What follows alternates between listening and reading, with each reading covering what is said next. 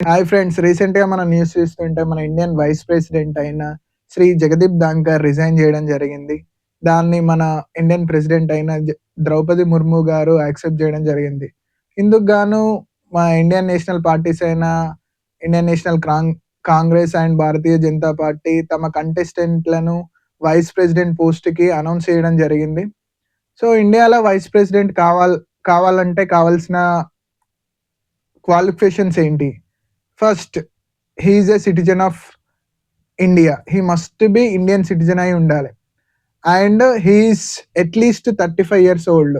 35 సంవత్సరాల కంటే ఎక్కువే ఉండాలి. And he hold a membership of Rajya Sabha. Rajya Sabha membership తీసుకొనుండాలి.